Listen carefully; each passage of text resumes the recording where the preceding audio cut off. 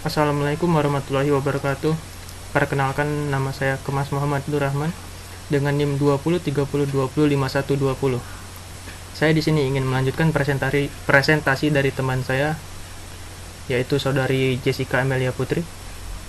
Saya di sini ingin menjelaskan tentang masjid sebagai pusat peradaban Islam. Secara etimologi, masjid adalah tempat untuk sujud.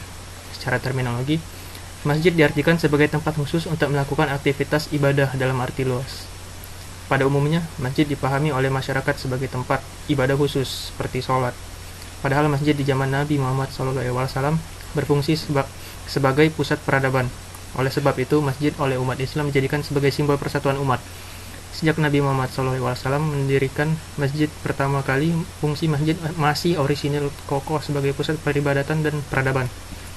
Menurut Atiyah Al-Abrashi, umat Islam telah memanfaatkan masjid untuk tempat ibadah dan sebagai lembaga pendidikan dan pengetahuan Islam dan pendidikan keagamaan, di mana dipelajari kaidah-kaidah Islam, hukum-hukum agama, sebagai tempat pengadilan, sebagai tempat pertemuan bagi pemimpin-pemimpin militer, dan bahkan sebagai istana tempat menerima duta asing. Pendek kata, masjid dijadikan sebagai pusat kerohanian dan sosial politik. Namun, kondisi masjid-masjid saat ini sudah sangat berbeda. Fungsi masjid mulai menyempit. Orang banyak menggunakan masjid hanya untuk ibadah-ibadah ritual semata. Fungsi masjid dapat lebih efektif jika di dalamnya disediakan fasilitas-fasilitas yang diperlukan, seperti perpustakaan, yang menyediakan berbagai buku-buku bacaan dengan berbagai disiplin ilmu.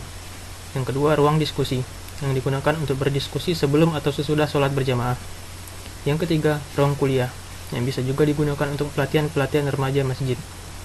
Dilihat dari pertumbuhannya, jumlah masjid di Indonesia dari tahun ke tahun kian bertambah, tapi secara jujur diakui bahwa fungsionalisasinya belum optimal. Salah satu jalan untuk memfungsikannya secara maksimal adalah dengan menumbuhkan kesadaran umat akan pentingnya peranan masjid untuk mencerdaskan dan mensejahterakan jamaahnya. Peran masjid perlu dioptimalkan sebab menurut Islam masjid mempunyai fungsi utama yang bertitik pusat kepada pusat pembinaan umat manusia, yaitu sebagai pusat ibadah ritual dan ibadah sosial. Kesimpulan, kebudayaan tidak diperoleh manusia sebagai warisan atau generatif atau juga biologis, namun hanya mungkin diperoleh dengan belajar dari masyarakat.